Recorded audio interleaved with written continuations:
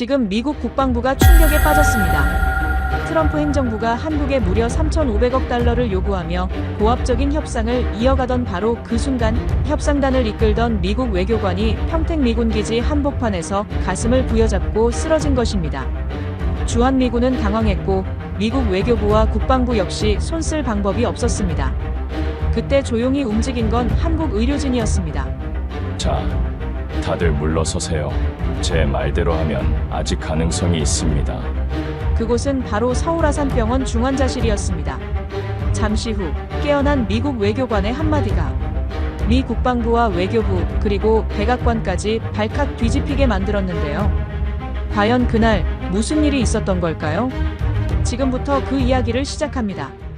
그 전에 구독과 좋아요 버튼을 눌러주시면 이 영상이 전 세계에 퍼져 미국의 횡포를 전 세계로 퍼뜨릴 수 있습니다. 그리고 우리 의료진을 응원하신다면 한국 최고라고 댓글로 남겨주세요. 또 지금 어디서 듣고 계신지도 알려주세요. 우리 대한민국 국민은 하나로 연결될 것입니다. 그럼 사연 바로 시작합니다. 저는 리처드 맥케인입니다. 전직 미 국방부 동아시아 전략 담당 부차관보였죠. 25년간 워싱턴에서 한반도 문제를 다뤘습니다. 주한미군 예산안을 검토하고 동맹국 협상 테이블에 앉아 숫자를 계산했죠. 그게 제 일이었습니다. 차가운 사무실에서 차가운 숫자로 차가운 결론을 내리는 일 말입니다. 저는 평택 미군기지로 향했습니다. 트럼프 행정부가 한국 정부에 3,500억 달러 방위비 분담금을 요구했을 때 한국은 단호하게 거절했습니다. 워싱턴은 충격에 빠졌죠. 그동안 한국은 협상 테이블에서 늘 양보해왔으니까요. 하지만 이번엔 달랐습니다. 한국 외교부 장관은 기자회견에서 이렇게 말했습니다. 동맹은 협박이 아니라 신뢰 위에 서 있어야 합니다. 그 말이 펜타곤을 흔들었습니다. 회의실은 술렁였고 누군가는 주한미군 철수 카드를 꺼냈죠. 저는 그 자리에서 손을 들었습니다. 제가 직접 확인하겠습니다. 평택기지를 방문해 철수의 실질적 타당성을 점검하겠다고 말했죠. 사실 저는 확신했습니다. 한국이 결국 돌아올 거라고요. 협상은 늘 그렇게 끝났으니까요. 3월 13일 오전 8시 인천공항에 도착했습니다. 공항은 깨끗했고 사람들은 질서정연했습니다. 택시를 타고 평택으로 향하는 동안 창밖으로 펼쳐진 고속도로와 아파트 단지들을 보았습니다. 정돈된 풍경이었지만 제겐 그저 지나가는 배경일 뿐이었죠. 저는 노트북을 펼쳐 브리핑 자료를 다시 읽었습니다. 철수 시 예상 비용, 병력 재배치 계획, 대중국 억지력 손실 분석 숫자들이 화면을 채웠습니다. 오전 10시 평택기지 사령부에 도착했습니다. 회의실은 밝았고 에어컨 소리만 낮게 울렸습니다. 기지 사령관과 참모들이 저를 기다리고 있었죠. 악수를 나누고 자리에 앉았습니다. 커피 한 잔이 제 앞에 놓였지만 저는 손도 대지 않았습니다. 브리핑이 시작됐습니다. 병력 배치 현황, 작전 준비 태세, 한국군과의 협력 체계 발표자는 차분하게 설명했습니다. 그때였습니다. 가슴 한가운데가 조였습니다. 처음엔 소화불량증으로 생각했죠.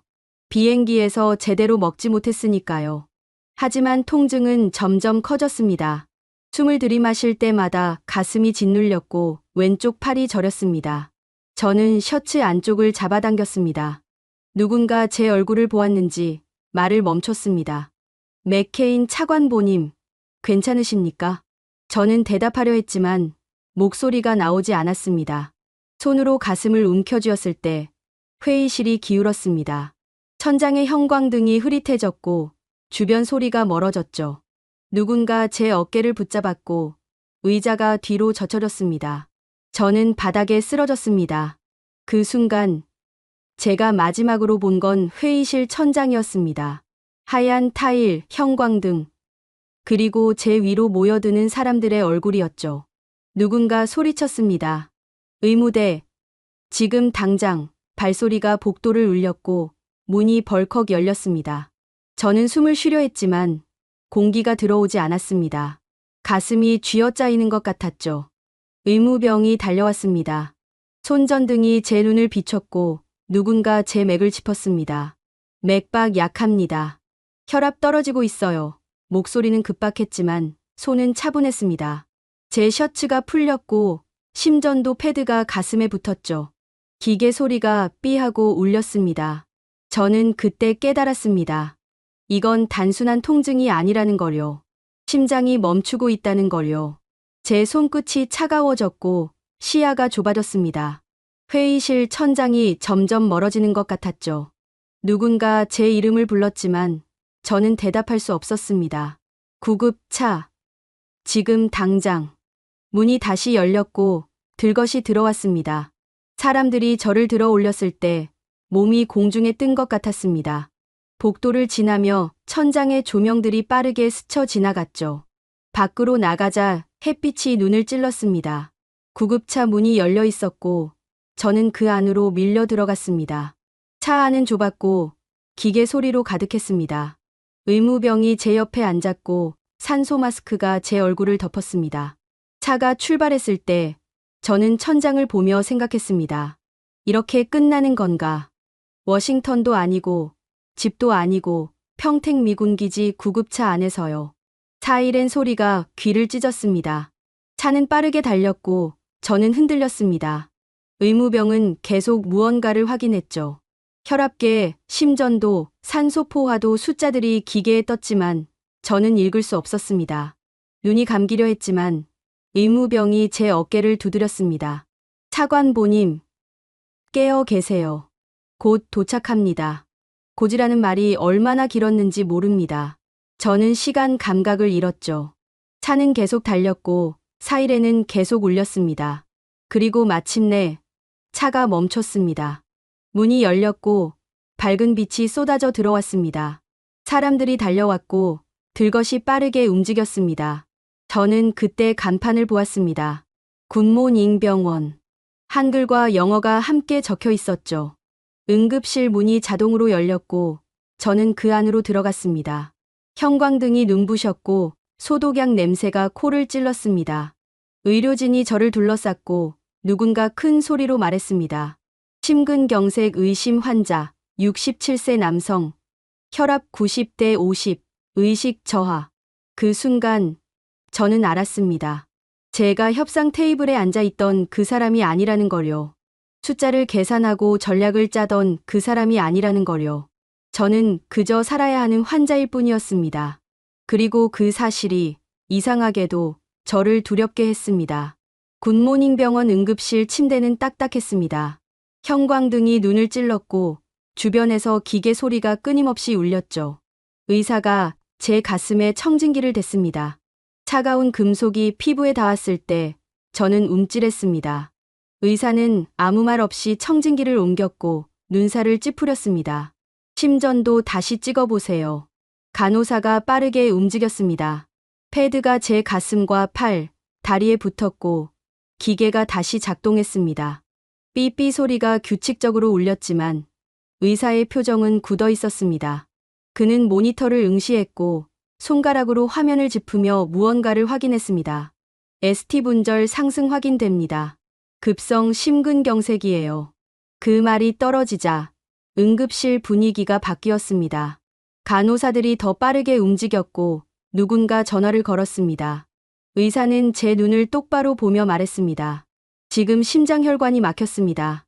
빨리 뚫어야 해요. 하지만 저희 병원엔 심혈관 중재 시술 장비가 없습니다. 저는 그 말을 듣고 숨이 막혔습니다. 장비가 없다니요. 그럼 저는 어떻게 되는 거죠? 의사는 제 손을 잡았습니다. 그의 손은 따뜻했지만 목소리는 단호했습니다. 서울 아산병원으로 이송합니다. 헬기로요. 지금 당장. 헬기라는 말에 저는 눈을 크게 떴습니다. 얼마나 급한 건지 실감했죠. 의사는 이미 전화기를 들고 있었습니다. 그는 빠르게 말했습니다. 예, 67세 남성, 급성 심근경색, ST 분절 상승, 혈압 불안정합니다. 헬기 요청합니다. 전화를 끊자마자 그는 다시 저를 보았습니다. 119에 연락했습니다. 닥터 헬기가 15분 안에 도착할 겁니다. 그때까지 버티셔야 해요. 15분. 그 시간이 얼마나 긴지 저는 그때 처음 알았습니다. 가슴은 계속 조여왔고 왼쪽 팔의 저림은 점점 심해졌습니다. 간호사가 제 팔에 링거를 꽂았고 차가운 액체가 혈관 속으로 흘러들었습니다. 산소 마스크는 계속 제 얼굴을 덮고 있었고 숨을 쉴 때마다 플라스틱 냄새가 코를 찔렀죠. 의사는 제 옆을 떠나지 않았습니다. 그는 계속 모니터를 확인했고 제 맥을 짚었습니다. 그의 손가락이 제 손목을 누를 때마다 저는 아직 살아있다는 걸 느꼈습니다. 그는 중얼거렸습니다. 조금만 버티세요. 조금만요. 창밖에서 소리가 들렸습니다. 드르륵 드르륵 헬기 소리였습니다. 점점 가까워지더니 병원 건물 전체가 진동했습니다. 의사가 고개를 들었고 간호사들이 움직였습니다. 옥상입니다. 출발 준비하세요. 들것이 다시 움직였습니다. 응급실을 빠져나와 복도를 달렸고 엘리베이터 문이 열렸습니다. 저는 천장을 보며 올라갔습니다. 층수 표시등이 깜빡였죠. 1층, 2층, 3층, 4층 그리고 문이 열렸습니다. 옥상 바람이 얼굴을 때렸습니다. 차가웠고 강했습니다. 헬기가 착륙해 있었고 프로펠러가 여전히 돌고 있었습니다. 바람에 의사와 간호사들의 옷이 휘날렸지만 그들은 흔들리지 않았습니다. 저는 헬기 안으로 밀려 들어갔습니다. 헬기 내부는 좁았고 의료 장비로 가득했습니다. 비행 간호사가 제 옆에 앉았고 곧바로 모니터를 확인했습니다. 헬기 문이 닫히고 프로펠러 소리가 더 커졌습니다. 그리고 우리는 떠올랐습니다. 지상이 멀어졌습니다. 병원 건물이, 주차장이, 도로가 작아졌습니다. 저는 창밖을 보았습니다. 평택 시내가 아래로 펼쳐졌고 자동차들이 개미처럼 움직였습니다. 헬기는 빠르게 북쪽으로 향했습니다. 비행 간호사는 계속 제 상태를 확인했습니다. 혈압, 맥박, 산소 포화도 그녀는 말이 없었지만 손은 쉬지 않았습니다. 저는 그녀의 얼굴을 보았습니다. 젊었지만 눈빛은 단단했습니다. 그녀는 제 눈과 마주치자 짧게 말했습니다. 곧 도착합니다. 병원에선 준비하고 계세요. 그 말에 저는 고개를 끄덕였습니다. 목소리는 나오지 않았지만 그녀는 알아챘습니다. 그녀는 제 손을 가볍게 두드렸습니다. 잘하고 계세요. 헬기는 계속 날았습니다. 창밖으로 한강이 보였고 다리들이 물 위를 가로질렀습니다. 빌딩들이 나타났고 서울이 눈앞에 펼쳐졌습니다. 그리고 저 멀리 큰 건물이 보였습니다. 서울 아산병원이었습니다. 헬기가 하강하기 시작했습니다. 건물 옥상 헬기장이 가까워졌고 착륙 유도등이 깜빡였습니다. 바퀴가 땅에 닿았을 때 저는 안도했습니다. 문이 열리고 의료진이 달려왔습니다.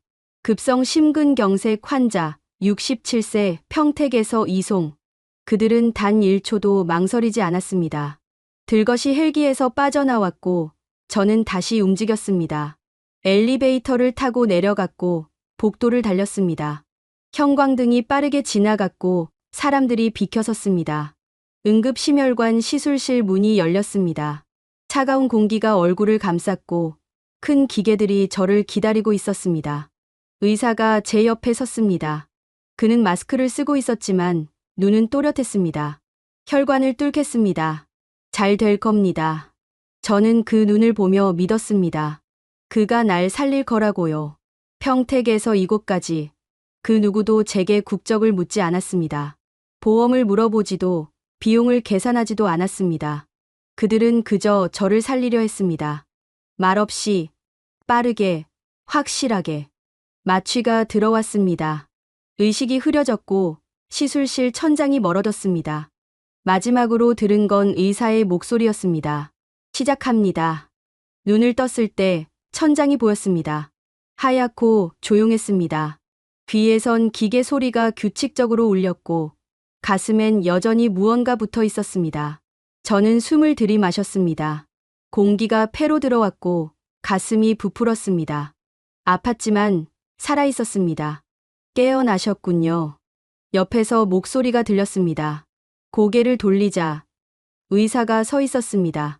그는 차트를 들고 있었고 제 얼굴을 보며 미소 지었습니다. 마스크 너머로 보이는 눈과 주름이 따뜻했죠. 시술 잘 끝났습니다. 스텐트 삽입 성공했어요. 저는 목소리를 내려 했지만 목이 메었습니다. 의사는 제 침대 옆 테이블에서 물컵을 들었고 빨대를 제 입에 가져다 댔습니다. 물 한 모금이 목을 타고 내려갔을 때 저는 살아있음을 다시 느꼈습니다. 얼마나 걸렸습니까? 제 목소리는 갈라졌습니다. 의사는 차트를 보며 대답했습니다. 헬기 도착부터 시술 완료까지 45분이요. 혈관 막힌 부위 2곳에 스텐트 넣었습니다. 지금은 혈류가 정상적으로 흐르고 있어요. 45분. 그 짧은 시간에 그들은 제 심장을 고쳤습니다. 저는 천장을 보며 생각했습니다. 미국이었다면 어땠을까요? 응급실 대기실에서 서류를 작성하고 보험을 확인하고 시술 동의서에 서명하느라 시간을 허비했을 겁니다. 그 사이 제 심장은 멈췄을지도 모릅니다. 중환자실로 옮기겠습니다. 이틀 정도 집중 관찰이 필요해요. 들것이 움직였습니다. 복도를 지나며 저는 창밖을 보았습니다. 해가 지고 있었습니다. 붉은 노을이 하늘을 물들였고 서울의 빌딩들이 빛을 반사했습니다. 저는 그 풍경을 보며 깨달았습니다. 오늘 아침 평택에서 쓰러졌고 지금 여기 살아있다는 걸요. 중환자실은 조용했습니다. 침대마다 커튼이 쳐져 있었고 간호사들이 소리 없이 움직였습니다. 제 침대 옆엔 큰 모니터가 있었고 심박수와 혈압, 산소 포화도가 숫자로 떴습니다. 98, 68, 110대 70, 98% 숫자들은 제가 살아있음을 증명했습니다. 간호사가 다가왔습니다. 그녀는 제 팔에 혈압계를 감았고 버튼을 눌렀습니다. 팔이 조여지고 기계가 숫자를 측정했습니다. 그녀는 모니터를 확인하고 차트에 기록했습니다. 말은 없었지만 움직임은 정확했습니다. 불편한 곳 있으세요? 저는 고개를 저었습니다. 통증은 있었지만 견딜만 했습니다. 그녀는 고개를 끄덕이고 링거 속도를 확인했습니다. 투명한 액체가 천천히 떨어졌고 관을 타고 제 팔로 흘러들었습니다. 밤이 깊어졌습니다. 중환자실은 더 조용해졌고 형광등은 어둡게 조절됐습니다. 하지만 간호사들은 계속 움직였습니다. 2시간마다 제 상태를 확인했고 혈압을 재고 체온을 쟀습니다. 그들은 지치지 않는 것 같았습니다.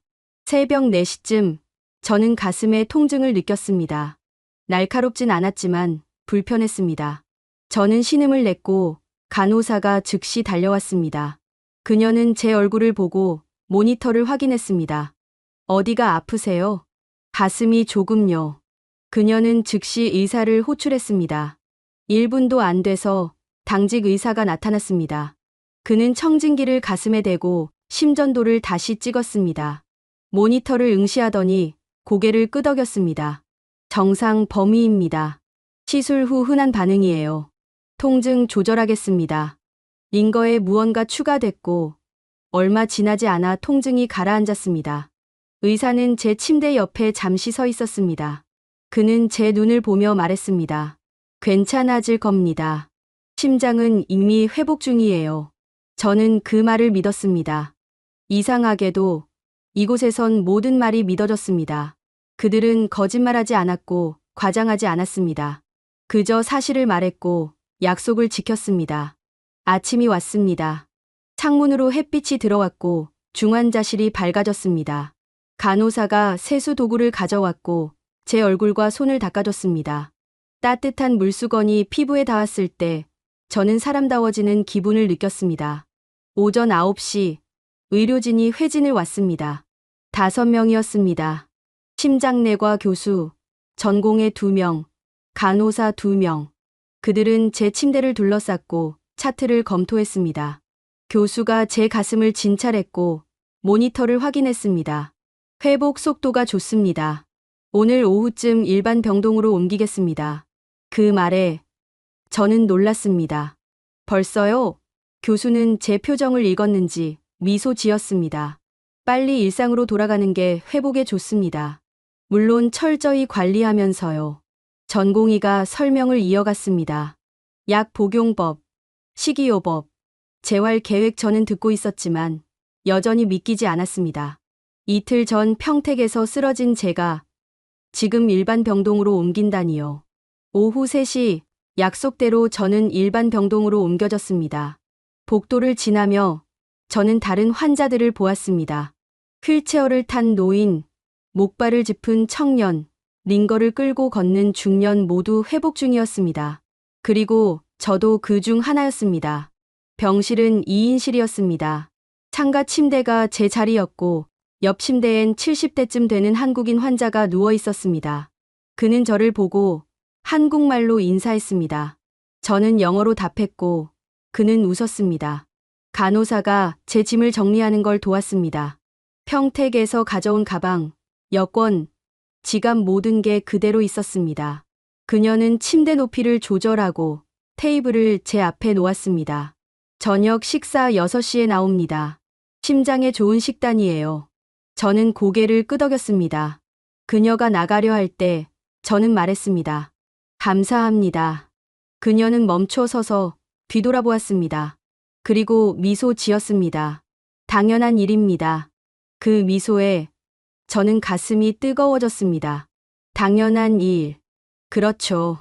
그들에겐 환자를 살리는 게 당연한 일이었습니다. 국적도, 돈도, 지위도 상관없이요. 일반 병동에서의 첫날 밤은 고요했습니다. 창밖으로 서울의 야경이 보였고 불빛들이 반짝였습니다. 저는 침대에 누워 천장을 보았습니다. 가슴엔 여전히 통증이 남아 있었지만 숨쉬기는 훨씬 편해졌습니다. 옆 침대의 환자는 이미 잠들었고 고른 숨소리가 들렸습니다. 복도에서 발소리가 들렸습니다. 규칙적이고 부드러웠습니다. 간호사가 순찰 중이었죠. 문이 살짝 열렸고 불빛이 새어 들어왔습니다. 손전등 빛이 제 얼굴을 스쳐 지나갔고 곧 사라졌습니다. 문이 다시 닫혔습니다. 저는 그때 깨달았습니다. 여기엔 간병인이 없다는 걸요. 미국 병원이었다면 중환자가 아닌 이상 가족이나 개인 간병인을 고용해야 했을 겁니다. 하지만 이곳에선 간호사들이 모든 걸 책임졌습니다.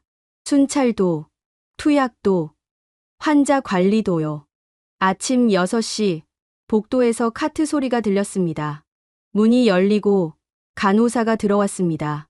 그녀는 혈압계를 가져왔고 제 팔에 감았습니다. 측정이 끝나자 체온계를 제 이마에 댔습니다. 삐 소리와 함께 숫자가 떴습니다. 정상입니다. 아침 드시고 약 드세요. 그녀는 차트에 기록하고 나갔습니다. 얼마 지나지 않아 배식 카트가 도착했습니다. 식판이 제 테이블에 놓였습니다. 흰 쌀죽, 삶은 계란, 김치, 나물, 그리고 과일이었습니다. 김치는 빨갛지 않고 하얗더군요. 짜지 않게 만든 것 같았습니다.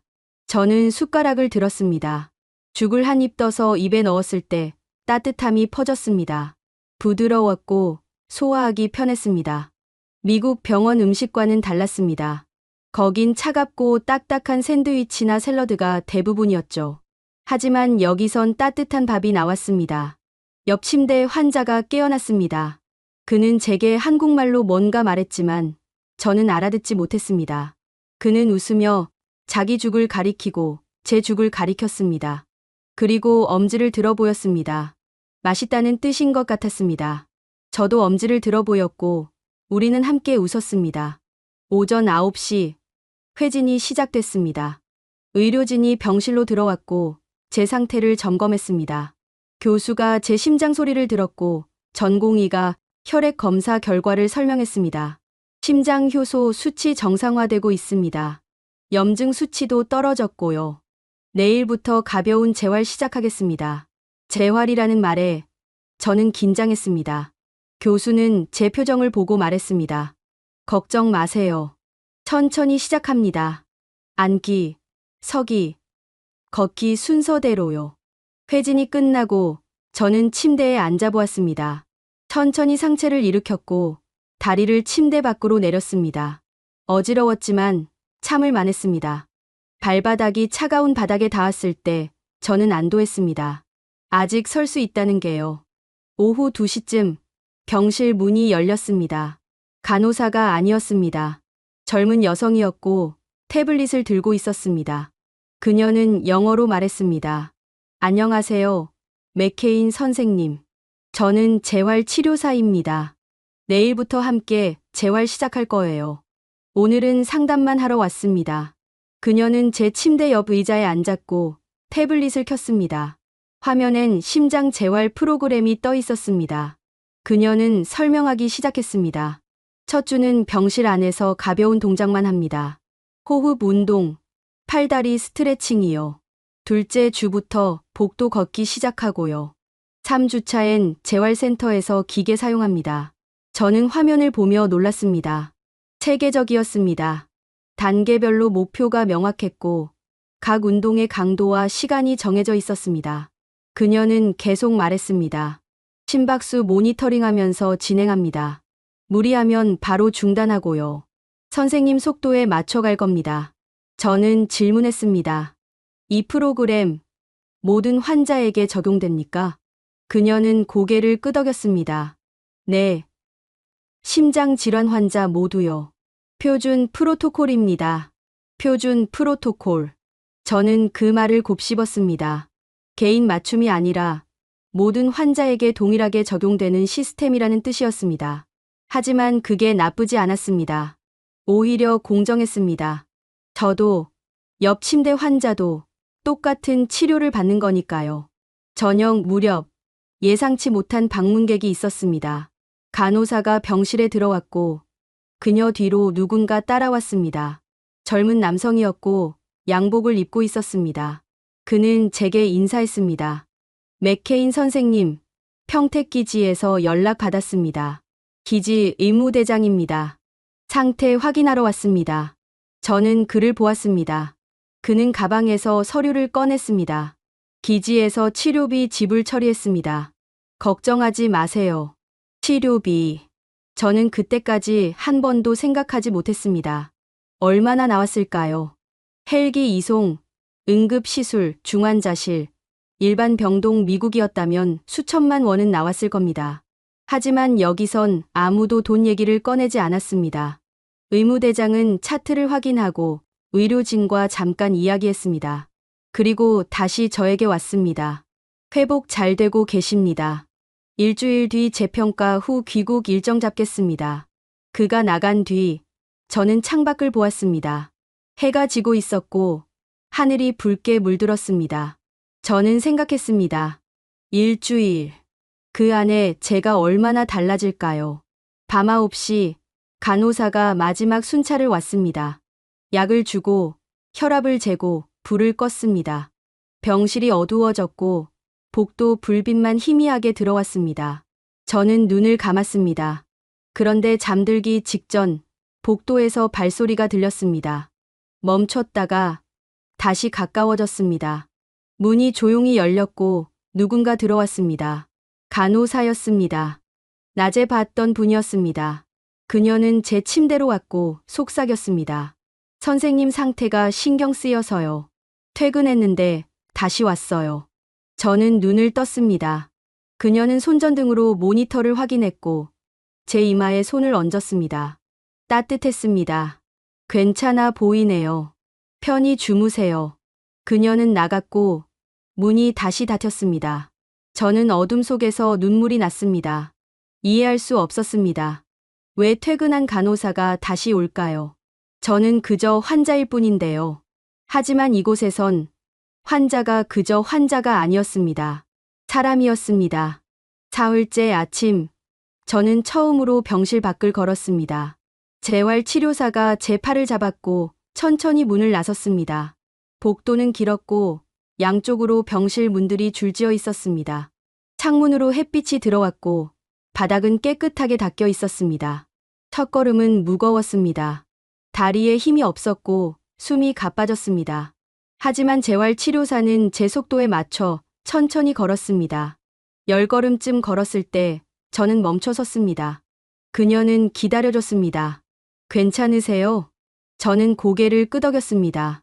심장이 빠르게 뛰었지만 통증은 없었습니다. 숨을 고르고 다시 걸었습니다.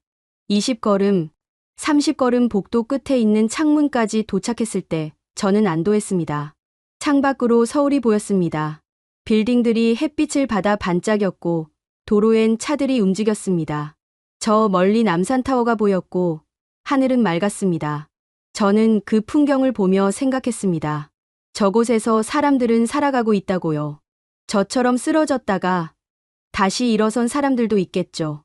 병실로 돌아왔을 때 전화가 울렸습니다.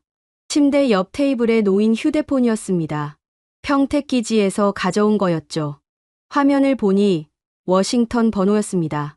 저는 전화를 받았습니다. 맥케인입니다. 리처드, 국방부 브라운입니다.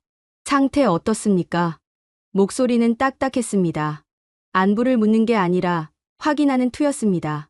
저는 대답했습니다. 회복 중입니다.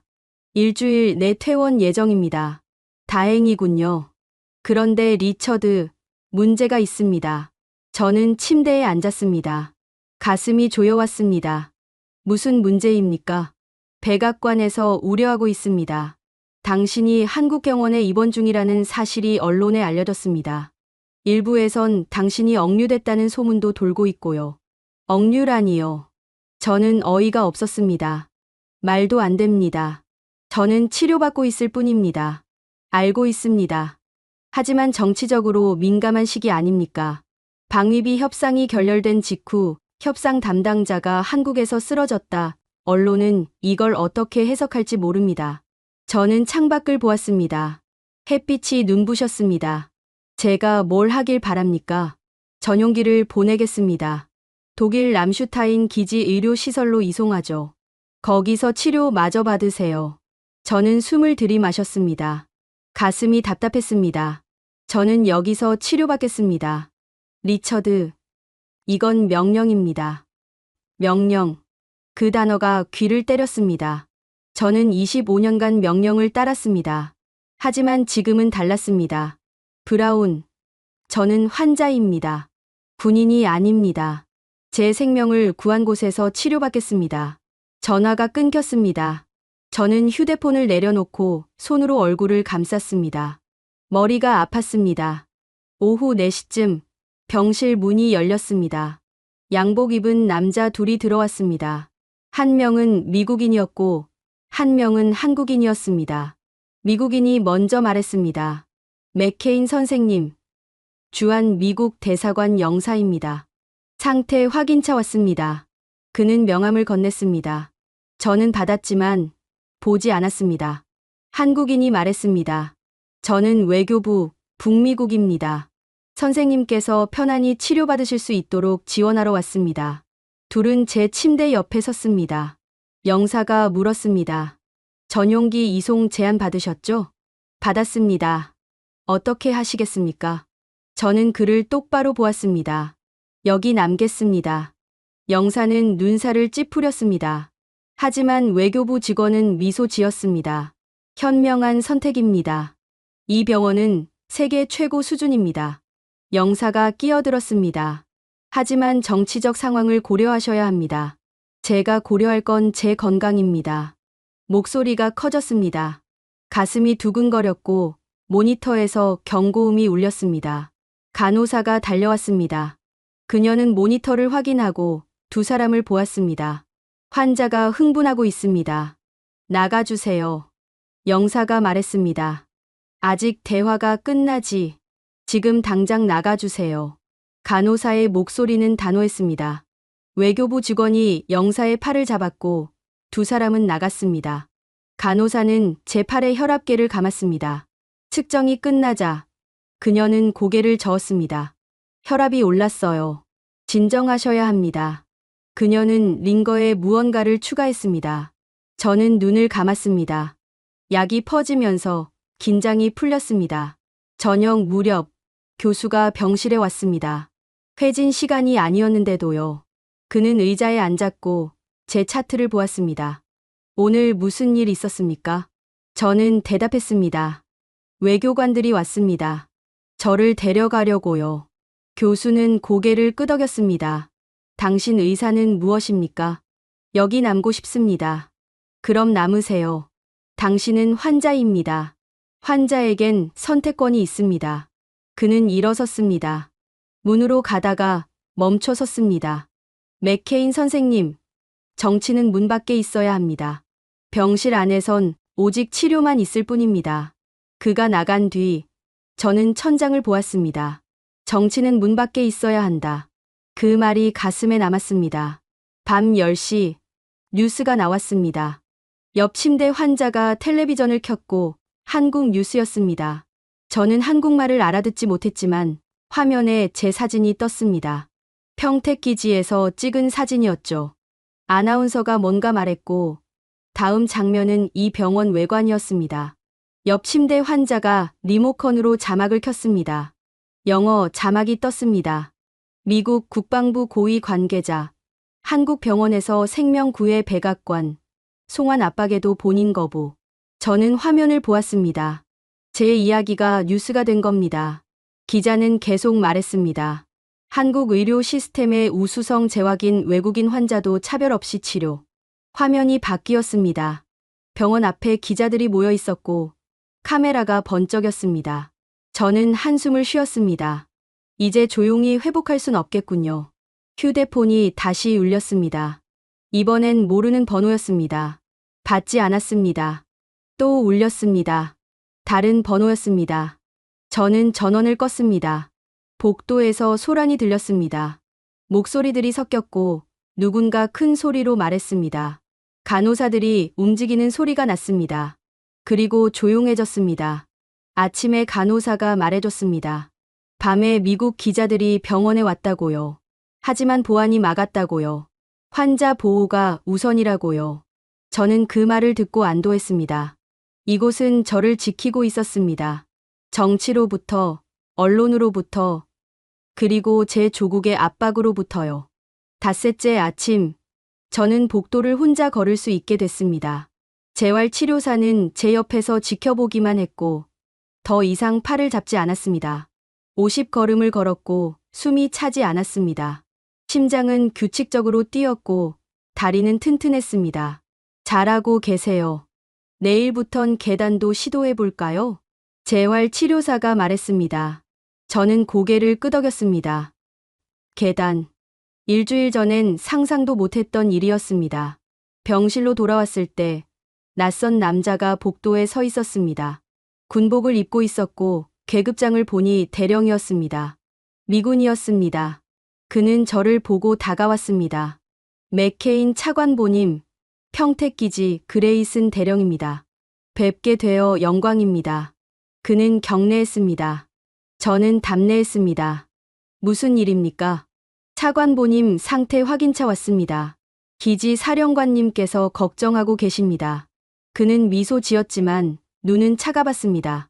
저는 그를 병실로 안내했습니다. 그는 의자에 앉았고 가방에서 서류를 꺼냈습니다. 차관보님, 송환 서류입니다. 서명만 하시면 내일 당장 전용기로 독일로 가실 수 있습니다. 저는 서류를 보지 않았습니다. 거절했습니다. 여기서 치료받겠습니다. 그레이슨의 표정이 굳었습니다. 차관보님, 솔직히 말씀드리겠습니다. 이 병원, 믿을 수 있습니까? 한국 의료 시스템이 미국만큼 안전합니까? 저는 그를 똑바로 보았습니다. 대령, 저를 살린 건 이 병원입니다. 하지만 장기적으로는 어떻습니까? 합병증이 생기면. 언어 문제는, 문화 차이는? 그는 계속 말했습니다. 하지만 저는 듣지 않았습니다. 그의 목적은 제 건강이 아니었습니다. 정치였습니다. 대령, 나가주십시오. 차관보님, 지금 당장 나가십시오. 그레이스는 일어섰습니다. 서류를 챙기고 문으로 갔습니다. 하지만 문 앞에서 멈춰 섰습니다. 차관보님, 후회하실 겁니다. 그는 나갔습니다. 저는 침대에 앉았습니다. 가슴이 두근거렸습니다. 모니터에서 경고음이 울렸지만 저는 신경 쓰지 않았습니다. 오후 2시 간호사가 약을 가져왔습니다. 평소와 다른 간호사였습니다. 젊었고 긴장한 듯 보였습니다.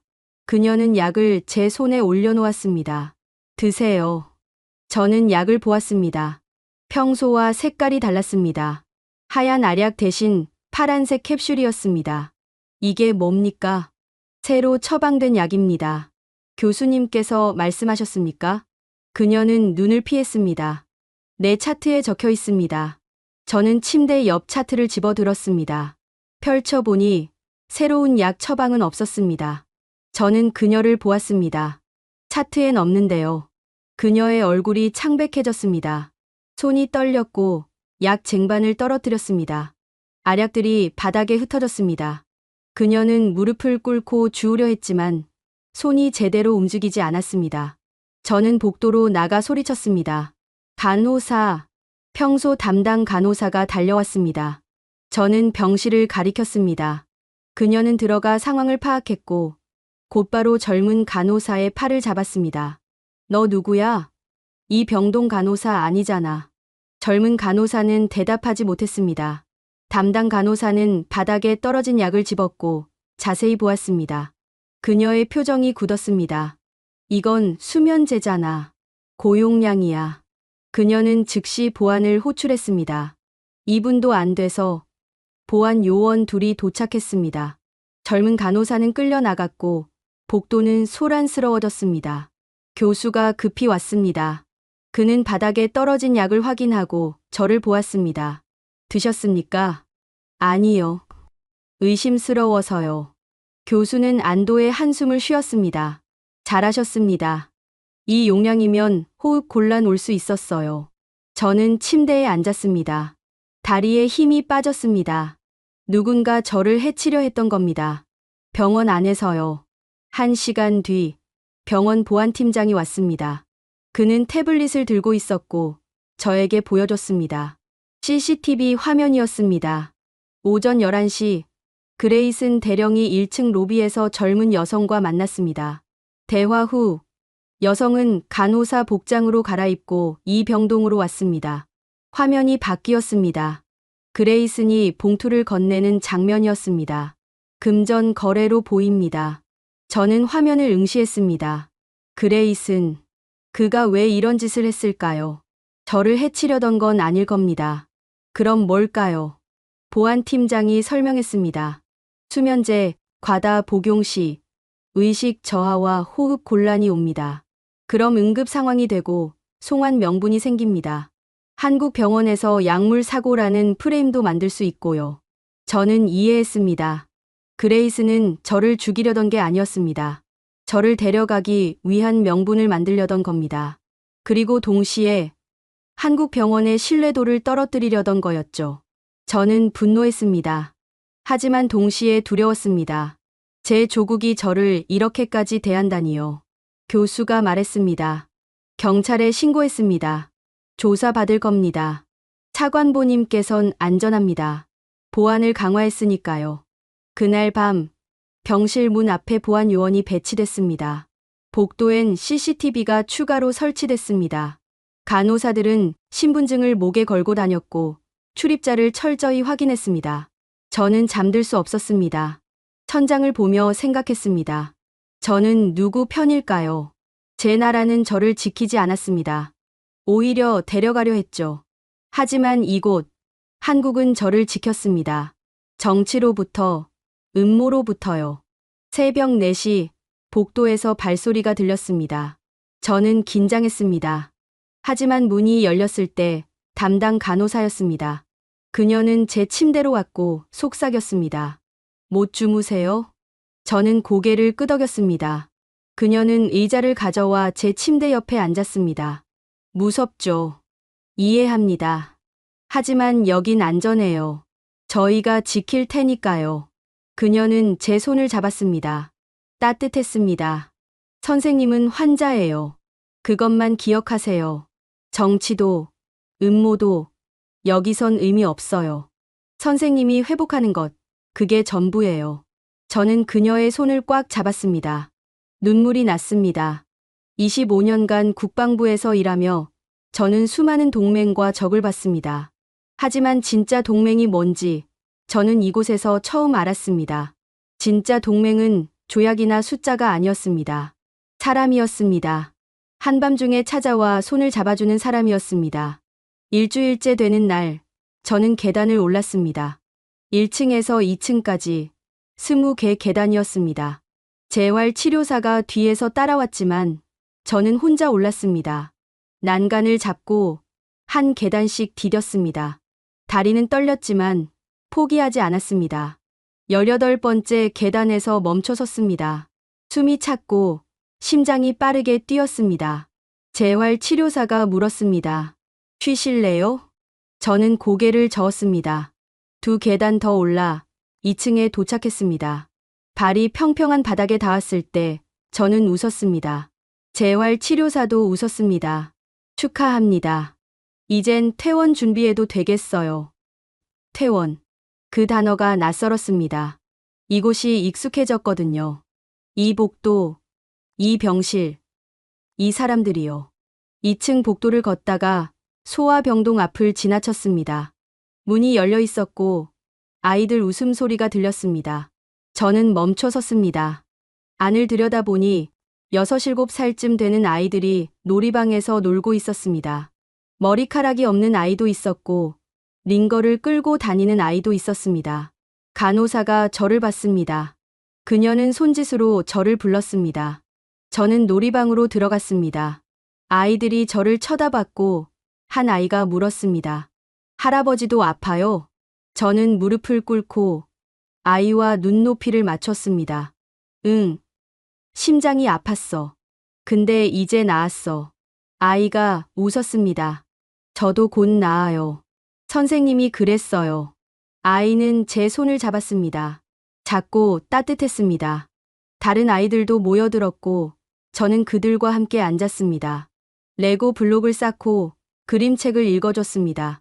한국어 책이었지만 그림을 보며 이야기를 지어냈습니다. 아이들은 깔깔 웃었습니다. 재활치료사가 문 앞에서 지켜보고 있었습니다. 그녀는 미소 지었습니다. 30분쯤 지났을 때 저는 일어났습니다. 아이들이 아쉬워했지만 저는 약속했습니다. 내일 또 올게.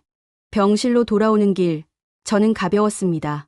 가슴도, 다리도, 마음도요. 아이들의 웃음이 귓가에 남아 있었습니다. 오후 4시, 교수가 회진을 왔습니다. 그는 제 심전도를 확인하고 혈액 검사 결과를 받습니다. 모든 수치 정상입니다. 심장 기능도 안정적이고요. 내일 모레 퇴원 가능합니다. 저는 고개를 끄덕였습니다. 하지만 기쁘지만은 않았습니다. 교수는 제 표징을 읽었는지 물었습니다. 불안하십니까? 조금요. 밖에 나가면 다시 그 일들이 시작될 테니까요. 교수는 의자에 앉았습니다. 차관보님, 여기서 배운 게 있으시죠? 네. 그럼 그걸 가지고 나가세요. 정치는 변하지 않을 겁니다. 하지만 선생님은 변했어요. 그게 중요합니다. 그는 일어나며 말했습니다. 선생님은 이제 한국이 어떤 나라인지 아십니다. 직접 경험하셨으니까요. 그걸 잊지 마세요. 저녁 무렵 예상치 못한 방문객이 왔습니다. 프랑스 대사관 의료관이었습니다. 양복을 입은 중년 남성이었고 유창한 영어로 말했습니다. 맥케인 선생님, 뵙게 되어 영광입니다. 선생님 이야기가 유럽까지 전해졌습니다. 저는 그를 맞이했습니다. 그는 의자에 앉았고 가방에서 서류를 꺼냈습니다. 프랑스 정부에서 관심을 갖고 있습니다. 한국 응급 의료 시스템에 대해서요. 선생님 사례가 교과서적이라고 평가받고 있습니다. 저는 서류를 받았습니다. 프랑스어와 영어로 작성된 보고서였습니다. 제목은 한국 응급 의료 체계 분석 맥케인 사례를 중심으로였습니다. 프랑스도 고령화 사회로 접어들고 있습니다. 심혈관 질환 환자가 증가하고 있고요. 한국의 닥터헬기 시스템, 응급 네트워크, 전문 인력 배치 우리가 배워야 할 것들입니다. 그는 계속 말했습니다. 선생님께 부탁이 있습니다. 프랑스 한국 의료 협력 프로젝트에 자문해 주실 수 있겠습니까? 선생님의 경험이 큰 도움이 될 겁니다. 저는 놀랐습니다. 제가요? 저는 의료 전문가가 아닙니다. 아니요, 선생님은 환자입니다. 그리고 환자의 관점이 가장 중요합니다. 시스템이 실제로 어떻게 작동하는지, 환자가 무엇을 느끼는지, 그게 핵심입니다. 저는 서류를 다시 봤습니다. 여러 페이지에 걸쳐 제 사례가 분석돼 있었습니다. 평택에서 쓰러진 순간부터 헬기 이송, 시술, 회복까지요. 각 단계마다 소요 시간과 의료진 대응이 기록돼 있었습니다. 생각해 보겠습니다. 의료관은 명함을 건넸습니다. 연락 기다리겠습니다. 그가 나간 뒤 저는 창밖을 보았습니다. 해가 지고 있었고 서울의 불빛들이 하나씩 켜졌습니다. 저는 생각했습니다. 제가 여기서 경험한 것들이 다른 사람들에게도 도움이 될 수 있다니요. 밤 9시 옥상 정원이 개방된다는 안내 방송이 나왔습니다. 저는 가디건을 걸치고 엘리베이터를 탔습니다. 옥상에 도착하니 몇몇 환자들이 산책하고 있었습니다. 벤치에 앉은 노인, 휠체어를 탄 중년, 지팡이를 짚고 걷는 여성. 저는 난간으로 갔습니다. 서울이 한눈에 보였습니다. 남산타워가 불을 밝히고 있었고 한강이 어둠 속에서 반짝였습니다. 자동차 불빛들이 도로를 따라 흘렀고 빌딩들이 하늘을 찔렀습니다. 옆에 누군가 섰습니다. 옆 침대 환자였습니다. 그는 영어로 말했습니다. 아름답죠? 네, 정말요. 저도 3주 전에 입원했습니다. 뇌졸중이었어요. 처음엔 걷지도 못했죠. 근데 이제 여기까지 올라왔어요. 그는 웃었습니다. 이 나라는 사람을 포기하지 않습니다. 끝까지 붙들어줘요. 저는 그를 보았습니다. 그의 눈엔 감사가 가득했습니다. 저도 마찬가지였습니다. 저도 그걸 배웠습니다. 우리는 한동안 말없이 야경을 봤습니다. 바람이 불었고 시원했습니다. 저는 심호흡했습니다.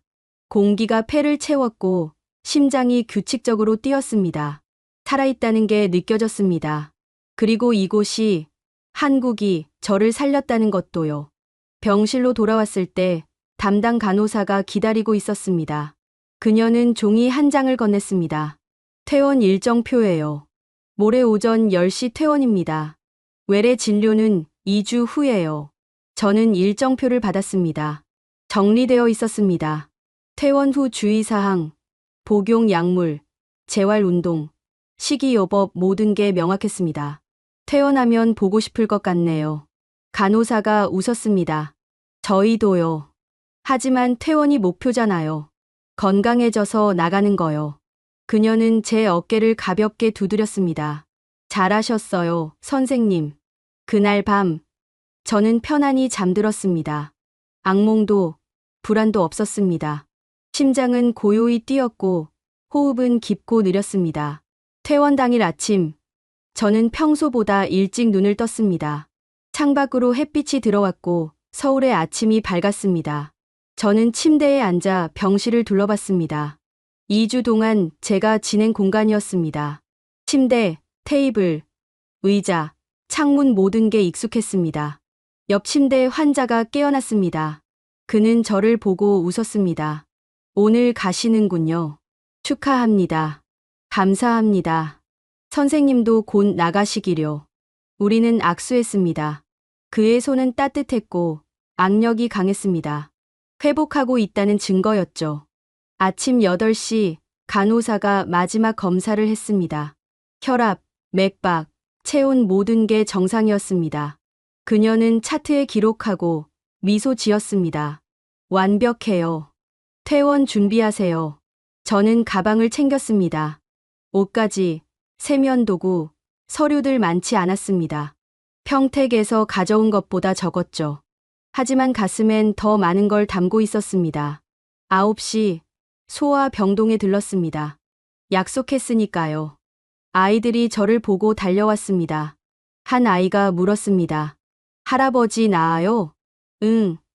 다 나았어. 오늘 집에 가. 또 올 거예요? 저는 무릎을 꿇고 아이의 눈을 보았습니다. 꼭 올게. 너희가 다 나았는지 확인하러. 아이들이 박수쳤습니다. 간호사가 다가와 속삭였습니다. 아이들이 선생님 좋아해요. 매일 할아버지 언제 오냐고 물어봤어요. 저는 가슴이 뜨거워졌습니다. 각 아이들을 안아줬습니다. 작고 연약했지만 강했습니다. 병과 싸우고 있었으니까요. 다들 힘내. 선생님들이 꼭 낫게 해줄 거야. 놀이방을 나오며 저는 뒤돌아봤습니다. 아이들이 창문으로 손을 흔들고 있었습니다. 저도 손을 흔들었습니다. 10시 퇴원 수속을 위해 1층으로 내려갔습니다. 원무과 창구에서 서류를 받았습니다. 진단서, 처방전, 진료비 내역서를 보고 놀랐습니다.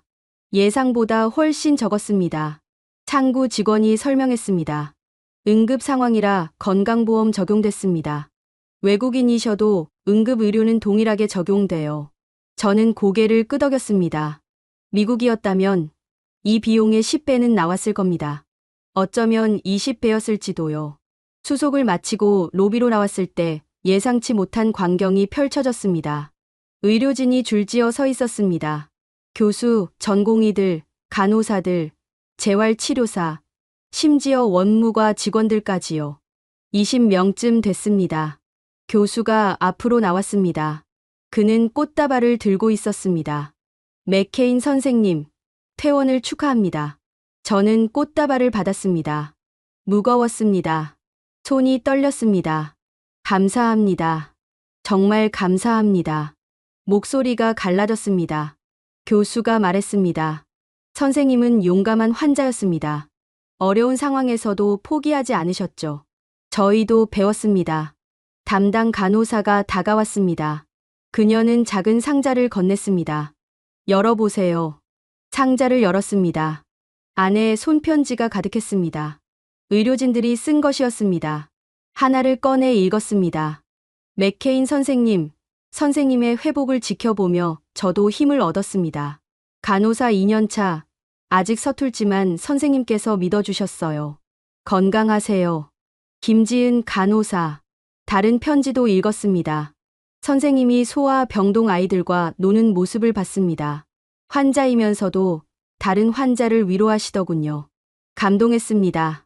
박준호 전공의 편지마다 진심이 담겨 있었습니다. 저는 더 이상 참을 수 없었습니다. 눈물이 흘렀습니다. 67년을 살며 전쟁터 같은 워싱턴에서 버텨온 제가 울었습니다. 여러분은 전장의 의사들입니다. 제 목소리는 떨렸습니다. 전쟁터에서 군인을 구하는 군의관처럼 여러분은 생명을 구합니다. 국적도, 지위도, 돈도 묻지 않고요. 저는 그저 환자였습니다. 하지만 여러분은 저를 사람으로 대했습니다. 저는 한 명 한 명을 보았습니다. 2주 전, 저는 평택에서 쓰러졌습니다. 심장이 멈추는 줄 알았죠. 하지만 여기서 제 심장은 다시 뛰기 시작했습니다. 여러분 덕분입니다. 교수가 제 어깨를 잡았습니다. 선생님도 싸우셨습니다. 함께 이긴 겁니다. 박수 소리가 로비를 채웠습니다. 지나가던 다른 환자들과 보호자들도 박수쳤습니다. 저는 고개를 숙여 인사했습니다. 로비를 나서며 뒤돌아봤습니다.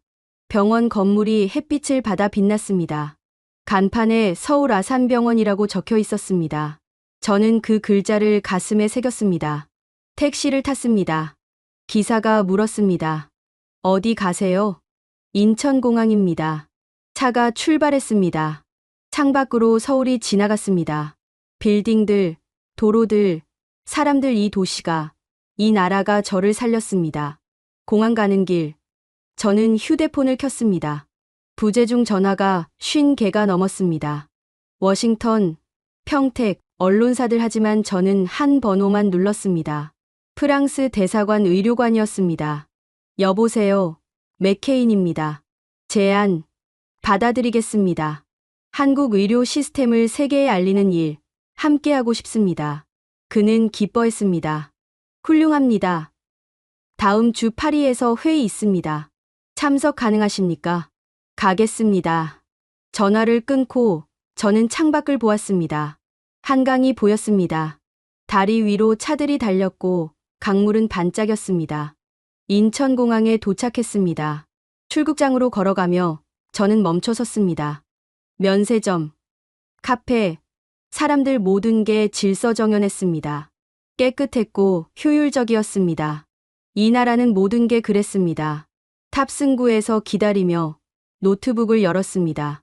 이메일을 쓰기 시작했습니다. 국방부 동료들에게, 워싱턴 싱크탱크에게, 그리고 언론에게요. 저는 한국에서 생명을 구했습니다. 하지만 그것보다 더 큰 걸 배웠습니다. 한국은 조용히 세계를 바꾸고 있습니다. 의료로, 기술로, 그리고 인간성으로요. 우리는 한국을 다시 봐야 합니다. 협상 대상이 아니라 배울 대상으로요. 이메일을 보냈습니다. 비행기 탑승 안내가 나왔습니다. 저는 일어섰습니다. 비행기에 올랐습니다. 창가 자리에 앉아 이륙을 기다렸습니다. 비행기가 움직이기 시작했고 활주로를 달렸습니다. 그리고 떠올랐습니다. 창밖으로 한국이 멀어졌습니다. 인천이, 서울이, 그리고 저를 살린 이 땅이 작아졌습니다. 하지만 제 가슴 속에선 더 커졌습니다. 저는 눈을 감았습니다. 심장이 뛰었습니다. 규칙적이고 강하게요. 이 심장은 한국에서 멈췄고 한국에서 다시 뛰기 시작했습니다. 저는 평생 이걸 잊지 않을 겁니다. 여러분은 언제 한국이 따뜻하다고 느끼셨나요? 의료진의 손길이, 낯선 나라의 품이 누군가를 살릴 때 말입니다. 저는 67년을 살며 많은 나라를 봤습니다. 하지만 한국처럼 조용히 확실하게 생명을 지키는 나라는 없었습니다. 이 이야기가 마음에 닿으셨다면 구독과 좋아요 부탁드립니다. 그리고 댓글로 여러분의 이야기도 들려주세요. 한국은 지금도 누군가를 살리고 있습니다. 조용히, 하지만 확실하게요. 감사합니다.